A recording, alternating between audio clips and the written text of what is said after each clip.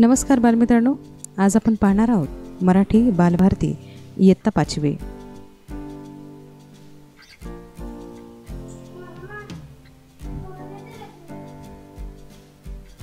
पाठ 4 सावरपाडा एक्सप्रेस. कविता राऊत.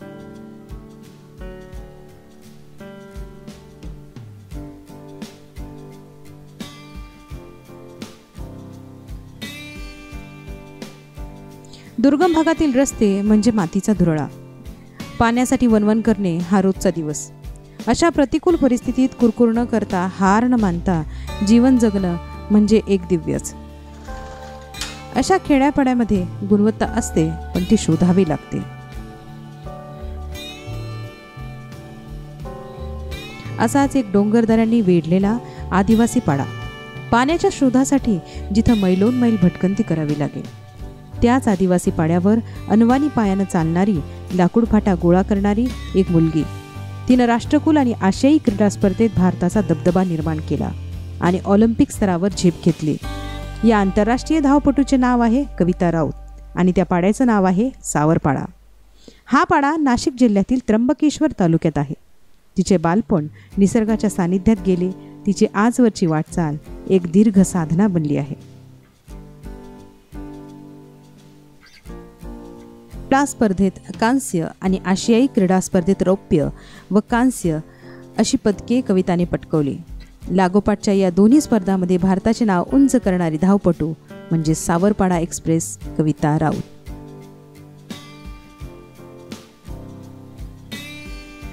चीनमधील 10,000 मीटर धावण्यात कवितेचे सुवर्ण पदक अवघ्या सेकंदाने हुकले.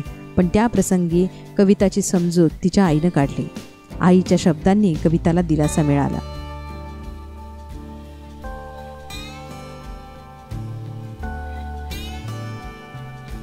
अवघ्या 4थी शिकलेल्या आईच्या समंज शब्दांनी कविताला आजवर अनेक कठीण प्रसंगी आधार दिला आहे. कष्टप्रद अनुभवांमुळे कविताचे पाय कणखर बनले.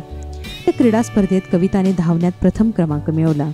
पण कविताचे वेगळेपण तिचे वडील रामदास आणि तिची आई सुमित्रा यांनी फारशा तीव्रतेने त्यावेळी जाणवले नाही. कविताच्या पायातील दौड हेरली ती प्रशिक्षक विजेंद्र सिंग यांनी. त्यांनी कविताच्या आईवडिलांची मानसिक तयारी करून घेतली आणि तिला नाशिकच्या भोसला मिलिटरी स्कूलच्या मैदानावर तंत्रशुद्ध पद्धतीने धावण्याचे धडे देण्यास सुरुवात केली.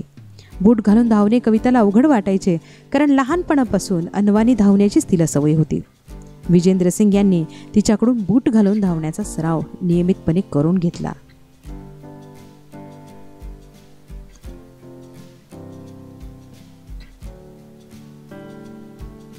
हिऱ्याला पैलू पाडल्यावर त्याचे तेज अधिकच फैलावते, तसे तिच्या बाबतीत झाले. गुजरातमधील गांधीनगर येथे झालेल्या राष्ट्रीय पातळीवरील शालेय स्पर्धेत धावण्यात रौप्यपद मिळवून तिने यशाचा आरंभ केला. पुढे मग नाशिक येथे सराव आणि हर्सूल येथे शिक्षण अशी कसरत कविता करत होती. कविताची ही ओढाताण पाहून विजेंद्र सिंग यांनी तिला 11वीसाठी भोसला मिलिटरी कॉलेजमध्ये प्रवेश मिळवून दिला. ती राहणार कुठे हा कविताच्या आईवडिलांना पडलेला प्रश्नही विजेंद्र सिंग यांनी सोडवला. 24 ऑक्टोबर 2002 पासून पुढील 5 वर्ष ती त्यांच्याच घरी राहिली. स्वतःचा एक मुलगा एक मुलगी असलेल्या सिंग दाम्पत्यानं आपली दुसरी मुलगी म्हणून कविताचा सांभाळ केला. तिच्या धावण्याच्या गतीकडे विजेंद्र सिंग यांनी लक्ष पुरवले आणि त्यांची प्रचिती म्हणजे कविताचे यश, एकापाठोपाठ एक विक्रम तिच्या नावावर झळकू लागले. कविताच्या यशामुळे हर्सूल सावरपाडा या भागास नवीन ओळख तयार झाली. आज केवळ राऊत कुटुंबालाच कविताचा अभिमान वाटतो असे नाही, तर संपूर्ण हर्सूल परिसराची हीच भावना आहे.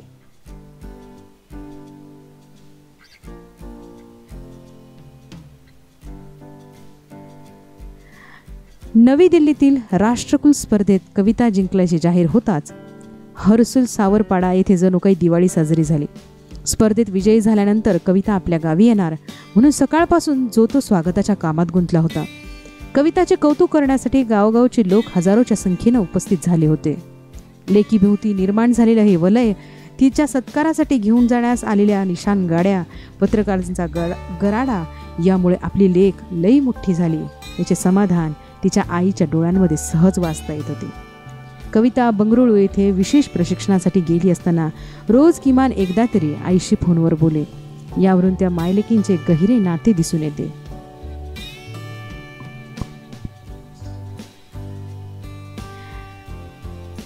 आईच्या डोळ्यात एक वेगळं समाधान होतं. दिवसभर जे झालं ते सर्व मी आईला सांगते. माझ्या त्रासाबद्दल मात्र तिला काहीच सांगत नाही, कारण ते ऐकून आईला अवघीच वाईट वाटत राहतं. कविता हळवी आहे. प्रसिद्धीच्या वलयाने तिच्या स्वभावात काहीच फरक पडलेला नाही. बाप लेकीच्या नात्यातली वीण तितकीच गहिरी.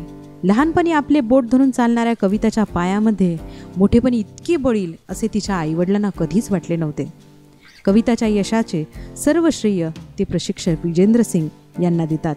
जेव्हा कविता प्रतिकूल आर्थिक परिस्थितीशी झगडत होती तेव्हा तिला आर्थिक मदत मिळावी म्हणून जो भेटेल त्या प्रत्येकास विनंती करण्यास विजेंद्र सिंग यांनी कोणताही कमीपणा वाटू दिला नाही. तेव्हा त्यांनी कमीपणा वाटू दिला असता तर कदाचित आज कविता या स्थानापर्यंत पोहोचू शकली नसती.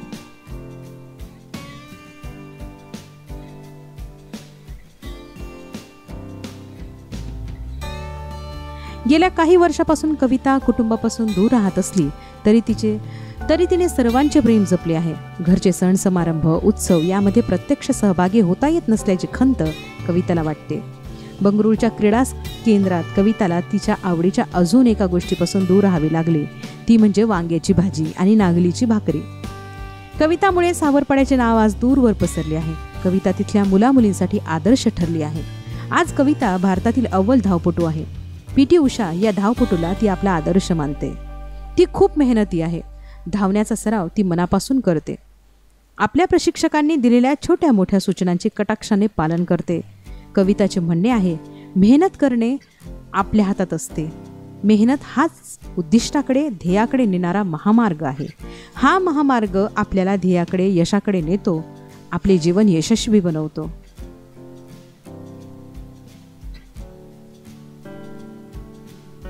कोणत्याही खेळाडूसाठी शारीरिक तसेच मानसिक तंदुरुस्ती महत्त्वाची असते.